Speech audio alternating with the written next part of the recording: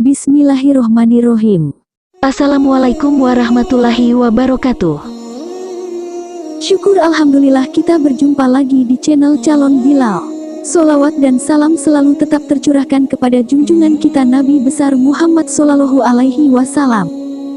Allahumma sholli ala Sayyidina Muhammad wa ala alihi Sayyidina Muhammad. Harapan dan doa saya, semoga saudaraku semuanya selalu diberikan kesehatan, dilapangkan rezekinya, diampuni dosa-dosanya dan dipanjangkan umurnya. Amin ya robbal alamin.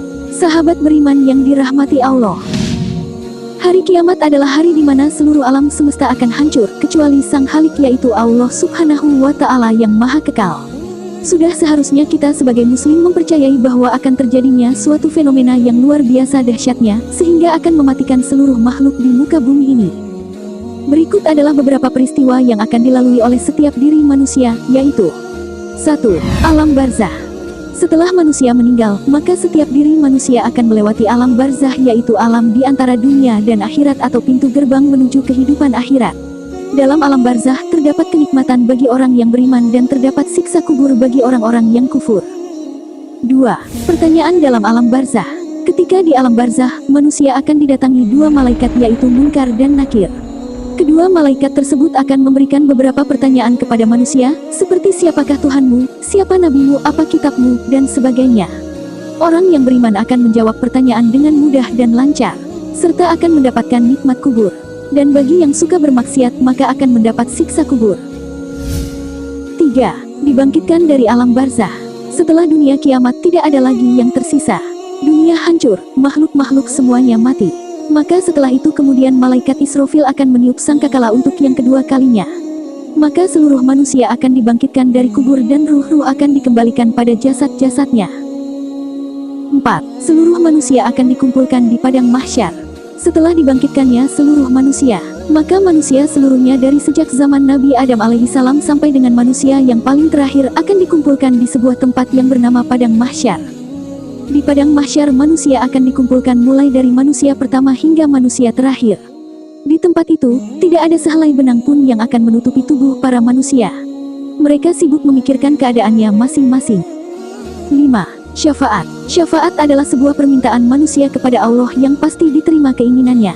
Syafaat yang paling besar dimiliki oleh Rasulullah Shallallahu Alaihi Wasallam, yaitu berupa permohonan kepada Allah agar segera dimulai perhitungan amal seluruh manusia. Dengan syafaat, seorang hamba yang akan masuk neraka akan dapat masuk surga karena mendapat syafaat. Maka sering-seringlah kita berbuat baik dan membaca sholawat kepada Rasulullah Shallallahu Alaihi Wasallam agar mendapat syafaat dari beliau. 6. Hisab dan kisyos di padang mahsyar. Seluruh manusia akan dihisab seluruh amalnya di dunia. Dan pada hari itu, semua hutang piutang yang belum sempat diselesaikan di dunia akan dituntaskan pada saat itu pula. Semuanya waktu itu akan dituntaskan dengan cara mengurangi pahala atau dengan menerima beban dosa orang yang dizolimi ketika di dunia. 7. Mizan. Semua manusia pada saat itu akan ditimbang seluruh amal perbuatannya. Barang siapa yang timbangan amalannya berat, maka ia akan beruntung. Berat ringannya amal seseorang ditentukan oleh amal perbuatan manusia ketika hidup di dunia. Namun, bila timbangan amalannya itu ringan, maka ia akan digiring ke neraka. 8. Sirat. Sirat adalah sebuah jalan, jembatan, yang terpasang di atas neraka jahanam.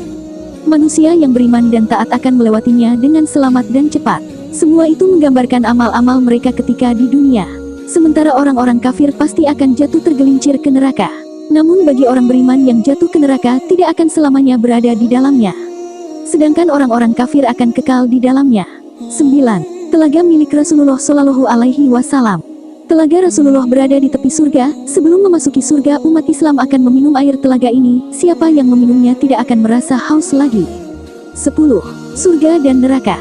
Surga yakni tempat yang dipenuhi dengan kenikmatan yang tidak akan ada habisnya, yang dijanjikan oleh Allah Subhanahu wa Ta'ala bagi orang yang bertakwa. Neraka adalah sebuah tempat yang dipenuhi dengan siksaan. Dalam neraka terdapat malaikat yang bertugas menyiksa penghuni neraka, yakni malaikat Zabaniyah. 11. Melihat Allah Subhanahu wa Ta'ala. Puncak dari kenikmatan manusia di surga adalah dapat menatap keagungan Allah. Pada hari itu, penghuni surga akan dapat menatap keagungan zat Allah Subhanahu wa Ta'ala. Semoga Allah selalu melimpahkan rahmat, taufik, hidayah, keselamatan dan keberkahan serta kebaikan kepada kita semua dalam menempuh kehidupan yang kita jalani. Amin ya robbal alamin.